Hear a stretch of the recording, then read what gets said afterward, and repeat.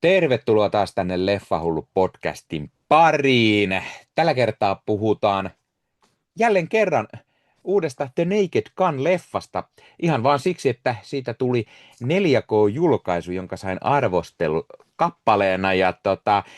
Mä ajattelin, että hei, nyt tarvitaan kanavalle kunnon tämmönen 4K-spesialisti vieraaksi, niin mä pyysin Leffafriikki kanavalta tutun Esan tänne vähän juttelemaan. Morjesta, Esa.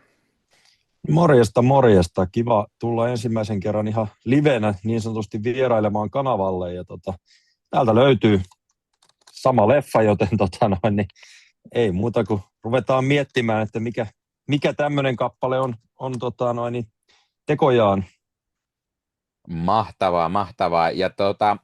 Tosiaan, niin kuin meikäläisen kanavalla varmasti tiedetään, niin aikaisemmin olen puhunut tästä elokuvasta, kun mä sen leffateatterissa kävin tosiaan katsomassa, mutta koska SF Studios ystävällisesti laittoi arvostelukappaleen, niin mä ajattelin, että no silloinhan se täytyy katsoa uudestaan ja vähän puhua nimenomaan juuri tästä julkaisusta. Eli tehdään tässä taas tämmöinen julkaisuarvostelu, eli puhutaan tietty itse leffastakin myös ja saadaan myös Esan mietteet siitä, mutta sen lisäksi millainen on tämä 4K-julkaisu niin kuin kuvanlaadullisesti, äänenlaadullisesti ja jotain ekstrojakin, jos siinä on, kuten on, niin voidaan vähän niistäkin puhua. Esa tosiaan, jos joku ei tiedä, niin häneltä löytyy tämä Leffafriikki-kanava ja Leffafriikki Cinema, eli uskomattoman kova kotiteatteri, niin kuin meikäläinen aikaisemmin esitteli kanavalla. Mutta kerros, Esa, nyt vähän itsestäsi, tästä sun leffaharrastuksesta sellaisin niin kuin päällisin puolin, että koska sä koska sä innostuit niin kuin leffojen katseluun tai ostelemaan niitä, tai niin kuin, koska sä heräsit 4K-aikakauteen?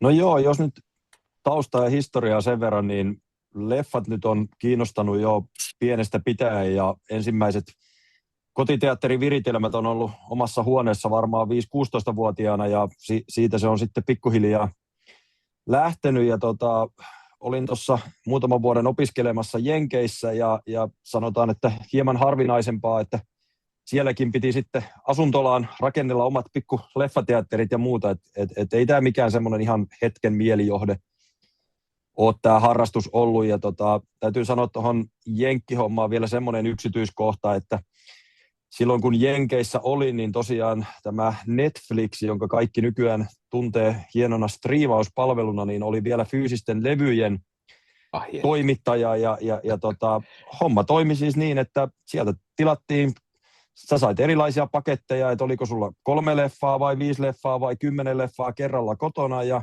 sit sä katoit ne ja aina kun sä lähetit ne takaisin, niin sait taas tilata sieltä uusia katsottavaksi se oli aika hienoa aikaa kyllä sitten harrastuksen parissa ja toki sitten kun vähän vanhempana tuli sieltä takaisin ja alkoi sitten olemaan perhekuvioita ja omakotitalohankintaa ja muuta, niin voin ihan rehellisesti sanoa, että yhtenä kriteerinä oli talo, jossa niin on mahdollisuus sitten tätä harrastusta jatkaa ja tämä huone, missä tällä hetkelläkin istun siis, niin täällä oli jonkinlainen kotiteatteri, kun me tämä ostettiin. Eli tämä oli kyseinen huone leffa käytössä jo ennen kuin tänne muutettiin. No sitten oikeastaan seuraava varsinainen steppi sit oli se, että kun toi korona alkoi ja sitten oli luonnollisesti aikaa olla kotona ja katsoa leffoja ja muuta, niin sitten ajattelin, että voisin alkaa tekemään itselleni muistiinpanoja ja käytännössä ne muistiinpanot oli sitten tämä blogi ja nyt sitten sieltä 2019 vuodesta lähtien niin taidetaan olla kymmenkunta postausta vaille 1000, eli aika monta tekstiä on tullut sinne kirjoiteltua ja toki sitten Instagramia ja Facebookia on tässä rinnalla no sitten tämä YouTube-homma tuli tähän sitten vähän niin kuin vahingossa ja vähän tarkoituksella ja sitten näiden aikaisempien isompien tekijöiden Leffahullu ja muiden jalanjäljissä sitten aloittelin sitä muutama kuukausi sitten ja nyt sitten siellä on jo päältä 500 seuraajaa ja kanava kasvaa ihan kivasti. Tämä on ihan hauskaa puuhastelua ja sit, niin kuin monessa muussakin harrastuksessa, niin sitten on tosiaan aina mukavaa, kun tapailee samanhenkisiä ihmisiä ja voi puhua samoista asioista ja ihmisiä, jotka ymmärtävät aiheesta, nämä on kivoja harrastuksia. Kyllä, ehdottomasti, ehdottomasti. No, ennen kuin hypätään vielä, tai ennen kuin hypätään tämän leffa-arvosteluun ja siitä puhumiseen, niin pikaisena kysymyksenä vielä, muistatko sä, mikä on ensimmäinen sun omistama 4K-leffa tai ensimmäinen leffa, mikä oot nähnyt 4K:na? No joo, mä unohdin tämän osan sun kysymystä jo tuossa, mutta siis tämäkin on itse asiassa mielenkiintoinen tarina, tämä mun 4K-historia, eli mulla oli tässä sanotaan erittäin pätevä ja hyvä kotiteatteri ja sitten käytännössä totesin, että striimaaminen on ihan loistavaa ja kuvanlaatu näyttää hyvältä ja äänet on erittäin hyvät ja ikinä en tule yhtään levyä ostamaan. Mä olin käytännössä kaikki vanhat levyt jo siinä vaiheessa myynyt pois ja mulla ei oikeastaan ollut, siis Blu-rayta oli jonkun verran ja DVDt mä olin jo kaikki tavalla tai toisella hävittänyt ja myynyt kirppiksellä pois ja mun ihan selkeä ajatus oli se, että mä en tule fyysisiä levyjä enää ostamaan. Se ei kannata, se ei niin kuin ole enää tätä päivää ja näin. Mutta sitten, ja siis tähän vielä siis se, että näitä Blu-ray-levyjä, niin mähän katselin siis PlayStation 3, joka on parhaita Blu-ray-soittimia, mitä on koskaan ollut tässä niin kuin Blu-ray-historian tavallaan alkuvaiheissa.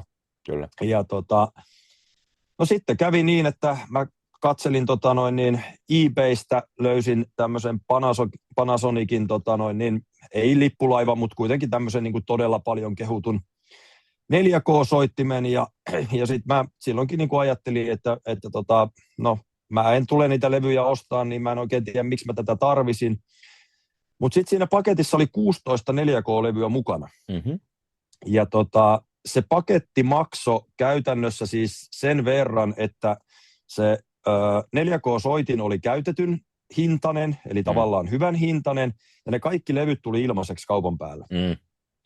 No, mähän sitten fiksuna kaverina siinä ajattelin, että no nyt mulla on 16 levyä ja mä en tuo eläessäni tarviin enempää, että kyllä mä näillä 16 pärjää ja voin katsella sitten hyvää kuvanlaatua ja näyttää kavereille, että se riittää. Ja nyt voin sanoa muutama vuosi myöhemmin, että 4K-levyjä taitaa hyllyssä olla lähemmäs 400 ja yhtäkään steelbookia en tule ikinä ostamaan, koska ne kuoret ei merkitse yhtään mitään ja mulle ainoa asia, mikä merkitsee, on se leffa ja nyt steelbookia löytyy useampi 10 hyllystä ja tämä vaan on tällaista, että se kasvaa ja muuttuu ja kyllä mä nyt sen niin kuin sanon ihan suoraan, että jos haluaa niin kuin oikeasti parasta ääneä ja kuvanlaatua Suomessa, kun ei ole tämmöistä Kaleidescape-järjestelmää, mikä Jenkeissä on, mikä nyt todennäköisesti sit on se kotikäyttäjän niin kuin kaikista paras lähdemateriaalin taso ja muuta, niin kyllä noin 4K-levyt on sitten niin kuin ihan ehdoton niin kuin huippukuvan ja äänet, ei toi striimaaminen vaan pääse lähimaillekaan. Näin se vaan menee ja sen takia niitä levyjä nyt sitten on tullut aika paljon hankittuakin. Kyllä, kyllä. Hei, se on aina mahtavaa, kun puree se leffa hulluus ja tekee mieli. Sitten lopulta se pikkusen lipsahtaa ja tulee osteltua pikkusen sieltä, vaikka ei pitäisi. Mutta niin se vaan on, ja vaikka mäkin käytän paljon striimipalveluita ja näin ne on helppoja ja niin poispäin, niin se, että kun on se leffahulluus ja tässä leffahuoneessakin, missä mä nauhoittelen, niin täällä on se semmoinen 4500 elokuvaa fyysisenä ja osa on sitten tuplana ja triplana ja jotkut 10 kertaakin hyllyssä eri formaateissa ja näin. Ja sitten se 4K, niin onhan siinä nyt uskomattoman hyvä kuva niin kuin levyltä katsottuna. Striimipalveluissa, vaikka olisi hyvä kuva, niin siellä on aina kaiken näköistä ongelmaa ja näin, mutta ei mennä siihen, koska siitähän me saadaan kokonainen jaksokin, jos me sille linjalla mennään, vaan niin kuin puhutaan nyt oikein meidän jaksoaiheesta, eli The Naked Gun, mies ja alaston ase, ja siis tämä uusi viime vuoden 2025 versio, jossa Liam Neeson pääroolissa Pamela Andersonin kanssa. Ja ennen kuin hypätään tarkemmin tähän itse julkaisuun kuva- ja äänenlaadullisesti, niin Naked Gun, mies- ja alastoase, miten niin kuin tuttu elokuvasarja tämä sulle on, Esa? No onhan se sillä lailla tuttu, että ihan varmasti niin kuin useamman kerran nähnyt, ja tämähän nyt on niin tavallaan legendaarinen leffa, että se on niin kuin ihan televisiosta pyörinyt varmaan tuhansia kertoja, että Mm. sitä on tullut sillä lailla niin kuin ohimennen katteltua olohuoneen sohvallakin aika monta kertaa, mutta kyllä mä silti sanon, että en mä tiedä, onko tämä nyt niin kuin mikään oma niin kuin suosikkileffasarja, mutta on tämä nyt ihan varmasti semmoinen, minkä tuolta nuoruudesta muistaa. Et Mm. on niitä tullut ihan oikeasti katsottua ja naurettua ja semmoinen, että ei tämä nyt mikään niin kuin ihan ohimenevä juttu ole. On katsonut ja tykännyt kyllä aikaisemmista leffoista. Kyllä. Ja Leslie Nielsen nyt vaan oli ihan järjettömän hauska siihen aikaan, ei siitä pääse mihinkään. Kyllä, kyllä. No mitäs, kun tuli tämä uusi elokuva, niin oliko sulla millainen kiinnostus sitä kohtaan, odotukset, oliko sitä kohtaan jonkunlaiset?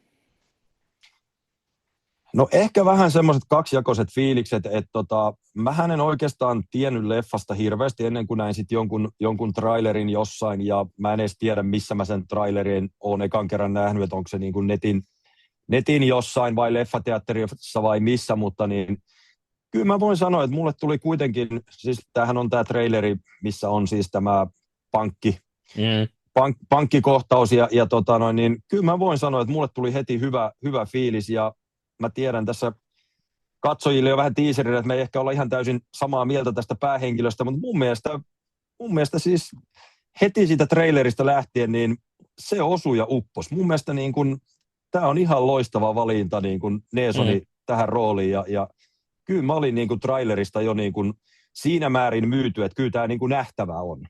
Joo. Oli kyllä niin kun kiinnostava trailerin puolesta ainakin. Joo, ja siis tämä nyt tietty etukäteen jo sanottiin just sitä, että miten voi Liam Neesonin niin kuin Leslie Nielsenin jalanjäljille niin kuin päästä, tai miten hän näihin saappaisiin astuu, mutta mä oon tämän leffan nyt 2 kertaa kattonut, ja siis mun mielestä Liam Neeson on ihan hiton hyvä tässä leffassa. Siis se vaan sopii siihen, ja sitten se jotenkin se semmoinen, se Liam Neeson on tunnettu nyt se viimeiset 20-25 vuotta action-leffoista, on Takenit ja kaikki ne kloonit ja kopiot, mitä hän on tehnyt nyt tässä näin. Niin jotenkin se, että tässä on se mies ja alaston ase, se fiilis ja se kaikki, mitä on niissä alkuperäisissä leffoissakin, ja se komedia ja se, mutta sitten tässä on sitä action-puolta myös, niin kuin, että tämä on selvästi enemmän niin kuin semmoinen Neesonin toimintaleffa, mutta sitten just tällä niin kuin todella hölmöllä huumorilla, mistä niin kuin just kaikki tämän niin kuin alkuperäisen leffan sen aikaiset niin kuin tämmöiset komediat oli ja mistä ne ammensi silloin, ja just semmoinen, just tätä kunnon tällaista niin kuin, hölmöä huumori oikeasti. Ja tässä on paljon sitä semmoista saman tyylistä, mitä just jossain Austin Powersissakin on. Esimerkiksi tämä tämmöinen varjokikkailu, että siellä joku kurkkii ja sitten siellä tapahtuu jotain ja se näyttääkin sitten todella eriltä ja raisulta ja niin kuin näin. Niin mä vaan tykkäsin siitä semmoisesta kunnon, niin kuin, tää on oikeasti kunnon semmoista hölmöä komediaa. Joo, ja nimenomaan se, että kun tässähän on kyse varsinaisesti niin kuin parodiasta, niin tässähän Neesonhan niin kuin parodioi niin kuin omia roolejaan ja just nimenomaan niitä action-roolejaan, eli tavallaan niin kuin se, mikä tässä on jännä, mitä ehkä niin kuin sanotaan, en nyt ole sen erikoisempi katsoja, mutta sanotaan, että tavallinen katsoja ei ehkä niin kuin täysin ymmärrä tai avaudu, että tämähän ei ole mikään ihan vaan niin kuin hupimielessä tehty leffa, vaan tässähän on ajatusta takana aika paljon.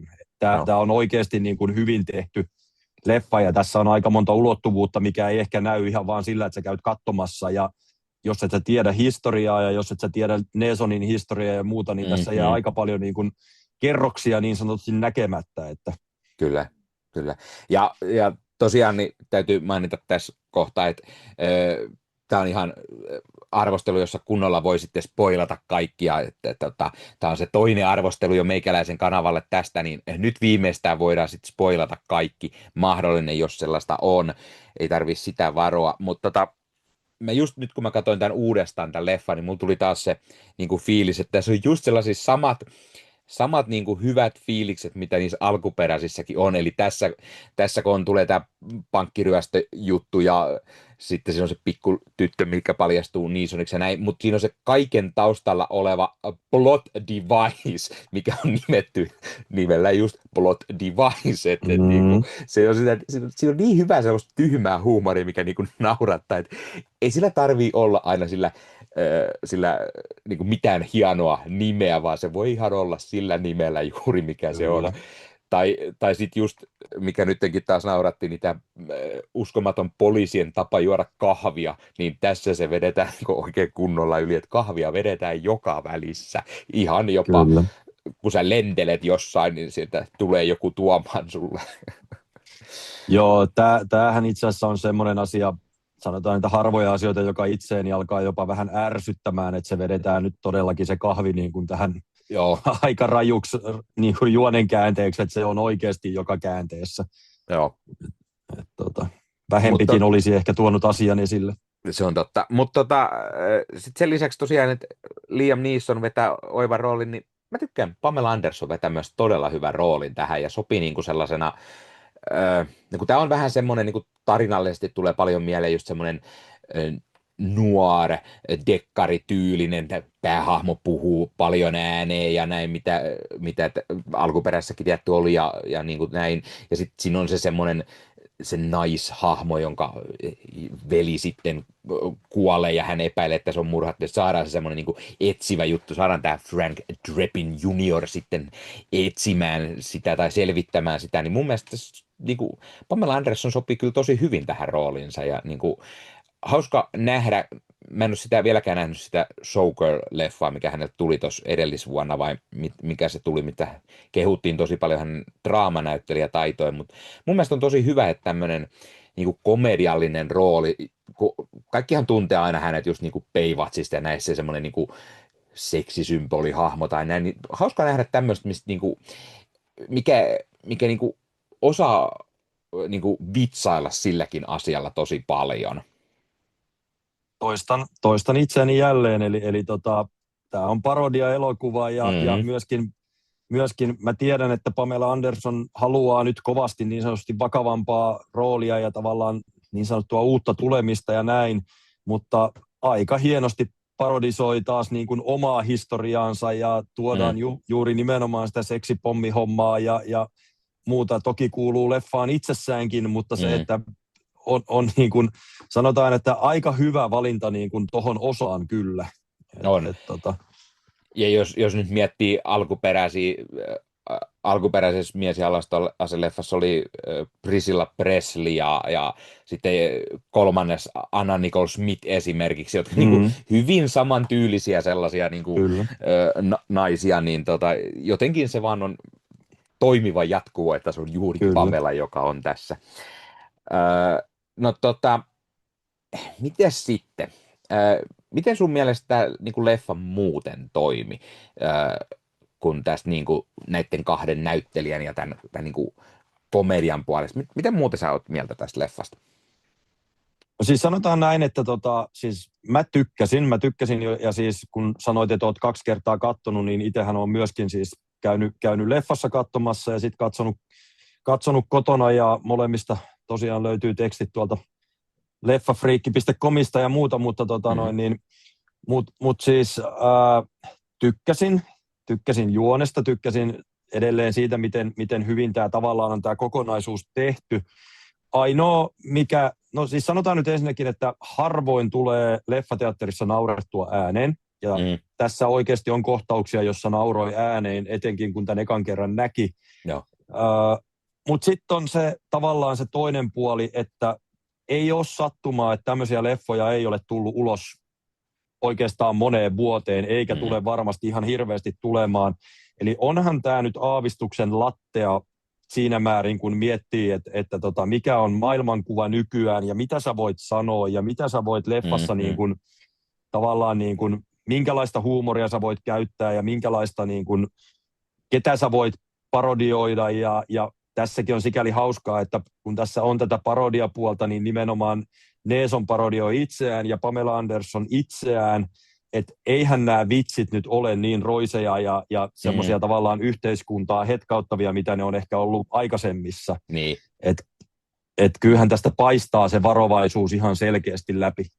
Ja siis sehän on vaan se, siis nykymaailmassa, kun kaikki pahoittaa aina mielensä, niin tämä on aika semmoinen, vaikka tämä on parodialeffa, niin tämä on varman päälle pelattu kuitenkin. Ja se mua itse asiassa vähän kiinnostaa myös nyt tänä vuonna, 26 on tulossa esimerkiksi uusi Scary Movie-elokuva, joka elokuvasarjana on just tätä 2000-luvun tämmöistä parodiaa, niin miten paljon ne siinä uudessa uskaltaa parodisoida niin kuin asioita, että onko se sitten enää puhdasta sellaista niin kuin kauhuleffoja, semmoisen niin kuin parodiointia, ja sitten jätetään kaikki se semmoinen niin kuin, mielen pahoittamisjutut niin kuin tosi minimiin. Mutta oikeasti nimeäpä yksi elokuva viimeisen 50 vuoden ajalta, joka on tämän tyyppinen. Ei niitä hirveän monta voi, koska tämä elokuva tämä niinku tyyli lajillisesti on kuollut siihen nähden, koska ei uskalleta vaan enää tehdä. Kyllä. Ja siksi mä tykkäsin myös tosi paljon, että niinku, nyt uskallettiin tehdä vihdoin. Ja olihan tässä paljon puhumista jo pidemmän aikaa, että tulee jonkunlainen niinku, mies ja alastona se jatko, reboot, remake tai jotain. Ja hienoa, että semmoisen vihdoin sitten niinku sai tehty, niinku, ja uskalsi tehdä, vaikka se olisikin varman päällä, niin onhan tässä kuitenkin semmoista. Ja just se, että tämän elokuvahan on ohjannut tämä Akiva Schaffer, joka tunnetaan ehkä parhaiten just siitä Lonely Island-komedia-ryhmästä bändin jäsenenä ja niin kuin Lonely Islandin kaverit, just niin kuin, nehän on just sellaisia tuttuja kaikennäköisistä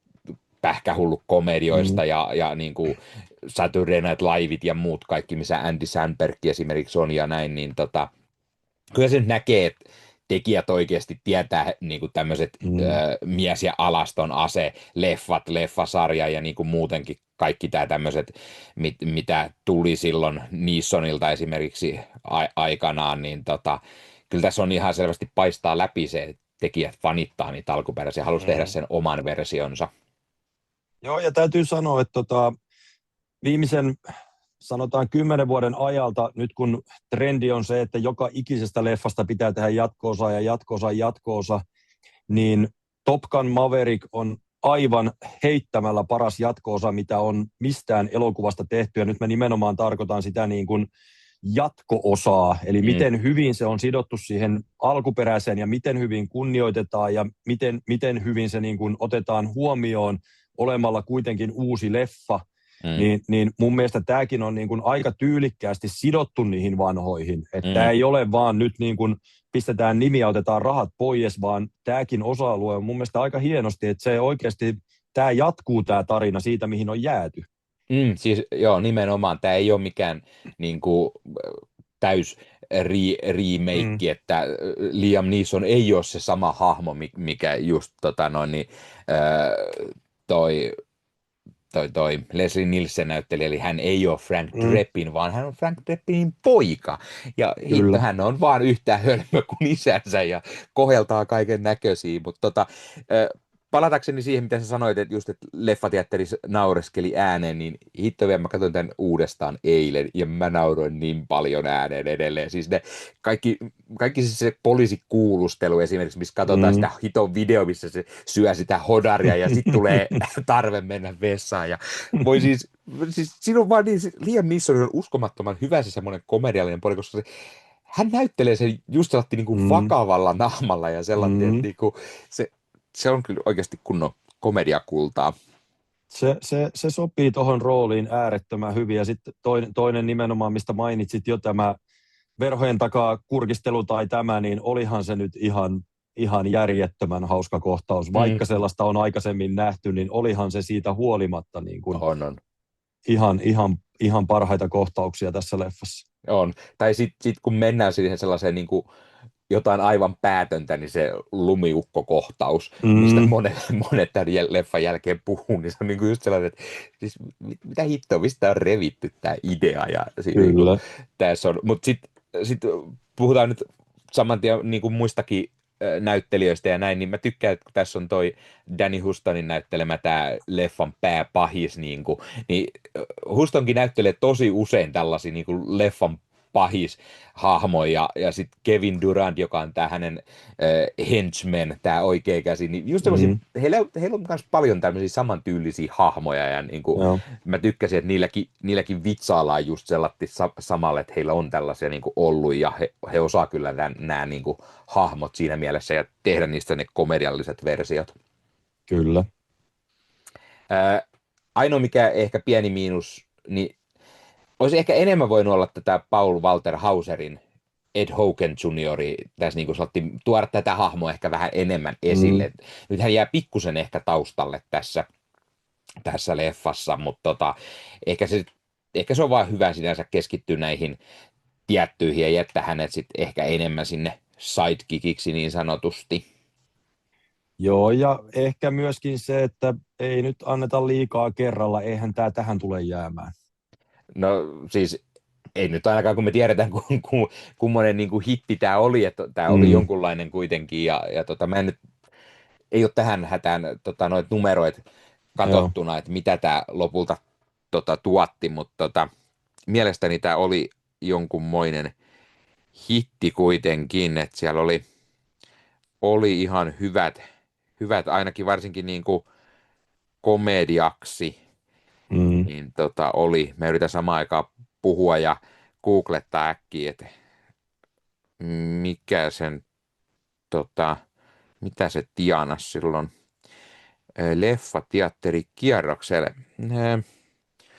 No se oli tommonen noin 102 miljoonan luokkaa, mikä oli leffateatterissa. Eihän se nyt, jos miettii niin kuin jotain ei tämä mikään Avatar olekaan tai No, mutta ei tämmöinen, mutta tämmöinen leffa voi nousta niin, nykyaikana mutta siis etenkään semmoiseksi.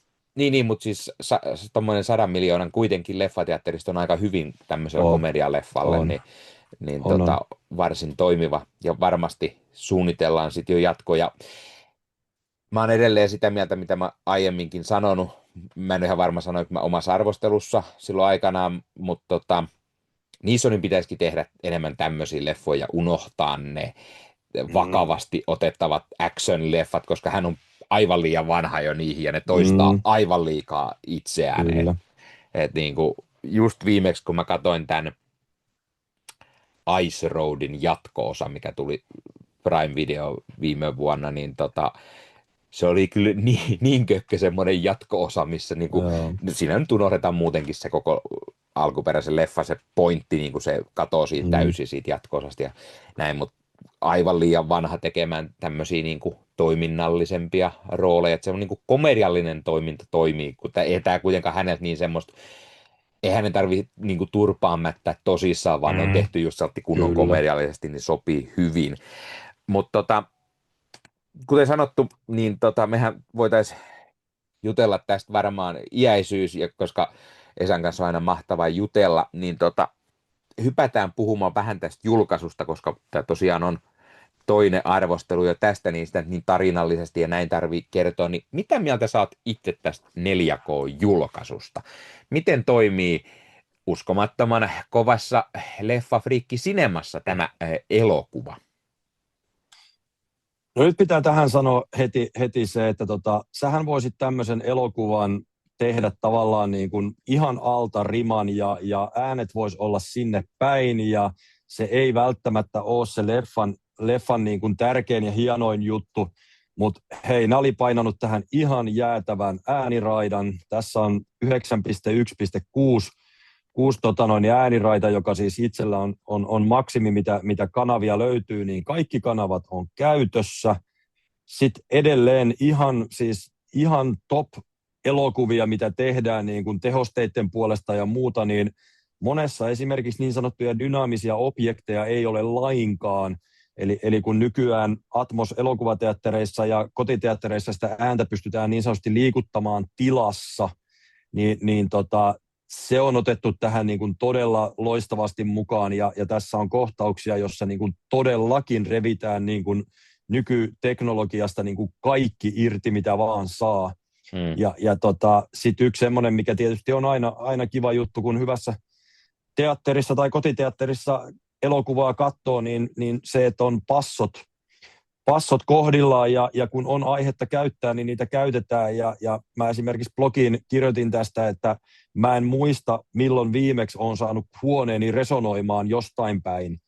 Ja tässä kun tämä mystinen plottilaite laitettiin käyntiin, niin joku resonoi huoneessa, ja se ei tapahdu yleensä edes action-leffoilla. Ja nyt puhutaan niin kuin parodiasta ja komediasta, ja ihan mielettömän hieno oikeasti se, että panostetaan sitten. Ja niin kuin mä sanoin alussakin, että tämä leffa ei ole ihan vaan sattumaa ja että myydään nimellä, vaan tähän on ihan oikeasti niin kuin panostettu aika paljon. Ja kyllä se näkyy sitten äänissä, ja ennen kaikkea just kun sitä ääntä sitten tuodaan 4K-levyltä, niin onhan se nyt hienoa kuunnella sitten, kun se on oikeasti tehty hyvin. Oli upea kokemus kyllä. Kyllä, ja siis vaikka itsellä nyt ei ehkä noin loistavaa kotiteatteria ole kuin teikäläiselle siellä, niin siis täytyy sanoa, että mä oikeasti kyllä kans yllätyin, että niinku, harvoin on näin hyvä niinku, ääni raitaa komedialeffassa, siis koska Kyllä. komedialeffat, niiden fyysiset julkaisut, niin ne on aika usein vähän vaan sinne päin. Ja ei siinä katsota, se on komedia, ketä kiinnostaa, ketä haluaa siitä ostaa sen 4K-julkaisun, niin ei meidän tarvitse siihen panostaa. Mutta ne, jotka ostaa 4K, niin me voidaan myydä se niille 4K, ja sit siinä on jonkunlainen ääniraita ja näin. Mutta tässä kyllä oli todella tykittävä ääniraita, ja siis mä oikeasti kans tykkäsin. Se just esimerkiksi tämä Blood Device-kohtaus, mutta niin kuin muitakin, tässä on paljon sellaisia, missä niin kuin, tulee tosi hyvin esille se elokuvan ääniraita, ja mä niin kuin oikeasti jään ihmettelemään, että niin kuin, hitto vielä, niillä on siis Dolby Atmos ääniraita tässä. En mä nyt sinänsä ehkä ihmettele, kun lähdetään miettimään, että onhan sen Naked Gun, on se sen verran iso IP kuitenkin, mutta niin kuin, yllätynpä kuitenkin, että komediassa vedetään niin kuin Atmoksessa. Ja monihan aina just sanoo, että ei mun tarvi ostaa leffaa 4K, jos se on komedia tai se on joku draama tai näin. Eihän niissä ole kunnon semmoista Atmos-ääniraita, niin tämä todistaa sen, että piruvia komedialeffassakin voi olla ihan hiton hyvä ääniraita. On, ja tämä on ehkä semmoinen, mitä niin kuin sanotaan, että en mä nyt sano, että ymmärretään väärin, mutta siis se esimerkiksi, että leffassa on Atmos-äänet, niin ei vielä tarkoita yhtään mitään. Et se, että sulla on hyvä leffa, jossa on 5.1 ääniraita, niin se voi olla tuhottomasti paljon parempi kuin huono Atmos-ääniraita. Ja toisaalta sitten taas nykytekniikalla, niin esimerkiksi tässäkin huoneessa, niin jos mä haluan katsoa 5.1 elokuvaa, niin tämä huone skaalaa sen joka tapauksessa ympäri huonetta, ja monta kertaa se kuulostaa paljon paremmalta kuin huono Atmos. Niin. Ja nyt kun puhuttiin äsken tuossa siitä katsojamääristä elokuvateatterissa, niin tämäkin on just sikäli mielenkiintoinen, että moni voisi ajatella nimenomaan, että okei, tämä veti elokuvissa ihan hyvin, mutta tämä on kuitenkin leffa, jota varmaan katsotaan enemmän kotona. Mutta siitä huolimatta ollaan oikeasti panostettu siihen, että kun sä meet leffateatteriin tämän katsomaan, niin se on kokemus. Ei se ole nyt vaan komedia, jossa on ihan sama, että miltä ne äänet kuulostaa, vaan tässä on oikeasti pistetty aikaa ja rahaa myöskin siihen äänipuoleen, mikä on ihan mielettömän hienoa. Kyllä, kyllä. No miten sitten kuvalaadullisesti? Mitä olet mieltä? No tämäkin on mielenkiintoinen asia. Puhutaan kuvassa aika usein niin sanotusta film grainista, eli tämmöisestä niin kuin rakeisuudesta, ja tehdään niin kuin tietyllä tapaa niin kuin leffasta vanhemman näköistä ja muuta. Eli tämä leffa ei ole missään tapauksessa mitään niin kuin 4K-laadun niin kuin demomateriaalia tai digitaalisesti tarkaksi tehtyä tai jotain muuta, vaan tämä on ihan oikeasti tehty jatkumoksi niille vanhoille leffoille, ja tämä on tarkoituksella tehty näyttämään enemmän ja vähemmän siltä, miltä ne alkuperäiset leffat näyttää. Ja tässä on filmgreinia aika paljon. Ja vaikka nyt katsotaan kuinka hyvällä 4K-kuvanlaadulla, niin ei tämä leffa tosiaan, tämä näyttää hyvältä, mutta ei tämä näytä niin kuin miltään uudelta digitaalisesti tehdyltä niin kuin masterpieceiltä. Mä sanoisin, että tässäkin on kuitenkin niin kuin tehty tarkoituksella näitä asioita. Ja sitten unohtamatta sitä, että tässä on esimerkiksi, jos seuraa yhtään esimerkiksi tämmöisiä niin kuin kuvan laatuun liittyviä asioita ja muita, niin on varmaan nähnyt tämmöisen Harry Potter-kohtauksen joskus, missä ammutaan näillä, mitä he nyt sitten, ne ei ole laasereita, mutta tämmöisillä niin kuin tulee niin kuin tämmöistä vihreätä valojuovaa ja muuta, niin tässähän muun muassa on sen tyyppistä niin kuin laserasetta ja muuta, mikä näyttää sitten oikeasti niin kuin ihan mielettömän hyvältä. Tässä on hetkensä, mutta tämä on tehty ihan tarkoituksella tietynlaiseksi tämä elokuva. Kyllä. Mutta kuitenkin on se piru hyvää silmäkarkkia, ei, niin kuin sanottu, ei ehkä demomateriaali, mutta on tämä silti hyvän näköinen leffa, ja kyllä sitä mielellään kattelee just tästä levyltä, mutta tietty sen lisäksi, että ääniraita rokkas todellakin. No Extroi, ootko katsellut leffan jotain Extroi, mitä tässä oli? No itse asiassa en taida olla, ja mä oon muutenkin jostain syystä, vaikka nyt noita levyjäkin itselle tulee aika paljon ostettua, niin mä en ole noihin Extroihin oikein, en mä tiedä onko se kiinnostus vai ajankulu tai ajan puute vai mikä se on, mutta aika vähän tulee katsottua, ja nyt en ainakaan muista, että olisin tälle fan kohdalta kyllä Extroja katsellut. Joo, siis mulla on itsellä vähän samanlainen ongelma usein, että se ajan puute on aika usein se, ja mä en kerinyt katsomaan tästä itse asiassa oikeastaan sen takia, että mä eilen tämän katoin, niin mä en kerinyt katsoa Extroja, mutta tässä oli Extroja, mä tykkäsin, että tässä oli poistettuja kohtauksia ja vaihtoehtoisia kohtauksia, vähän pidennettyjä kohtauksia mukana, ja sitten on muutama tämmöinen dokumentti, Legacy of Laughter, Son of a Naked Gun ja The Funny Femme Fatale, mä tykkään siitä, koska usein just nämä isojen studioiden Paramount tai Universal, niin niiden pohjoismaisissa julkaisuissa usein varsinkin puuttuu ne lisämateriaalit. Niissä ei ole siis mitään. Niin siitä hyvä plussa, että tässä sentään on jotain, vaikka mä niitä en nyt olekaan kattonut tässä kohtaa, mutta ei ole täysin niistä riisuttu, koska usein niissä ei tarvitse mennä välttämättä kuin tuohon Britannian puolelle tai näin, niin niiden vastaavasta julkaisusta ne löytyy kuitenkin. Niin ihan hyvä, että meiltä ei ole niitä nyt tällä kertaa riisuttu pois, vaan tästä sentään jotain löytyy. Joo, ja nyt itse asiassa kun mainitsit asiasta, niin tämähän on nimenomaan semmoinen leffa, mistä niitä ehkä kannattaisi kyllä katsella, koska jos siellä on poistettuja kohtauksia ja muuta, niin sieltä saa todennäköisesti aika hyvät naurut vielä moneen kertaan jälkikäteenkin. Että. Joo, että siinä mielessä itseltä pieni moka miinus, että en kerinnyt sitä katsomaan, olisi pitänyt hiukan aikaisemmin tarttua tähän katseluun, mutta aikataulut tuli vastaan sitten lopulta. Mutta kaiken kaikkiaan mä tykkään leffasta ja mä tykkäsin julkaisusta, joten ehdottomasti suosittelen, että jos et ole tätä leffaa vielä nähnyt, tai vaikka olisit, niin kannattaa hommata hyllyyn. Tämä 4K-julkaisu on kyllä todella laadukas tekele. On, ja jos nyt et ole leffaa nähnyt, niin mene nyt ihmeessä johonkin se katsomaan. On tämä kyllä niin kuin, kuitenkin leffa, jota voin kyllä ihan avoimesti suositella, että oli hyvä leffa kyllä. Kyllä. Hei, kiitos oikein paljon Esa, että pääsit juttelemaan tästä, ja toivottavasti uudelleenkin, vaikka juuri 4K-julkaisusta, jos ei muuta. Laittakaa hei kommentteja, mitä mieltä te olette. Kiinnostaako teitä tämmöiset 4K-arvostelut esimerkiksi juuri Leffafreakin kanssa. Ja laittakaa hei peukkuu, jos katsotte YouTuben puolelta kanavatilaukseen, kuten myös Esan kanava, ja käykää katsomassa Esan Leffafriikki-blogia myöskin, jossa on paljon juttuja niin 4K-julkaisuista kuin kaiken näköisestä leffa-tekniikkaan liittyvistä asioista.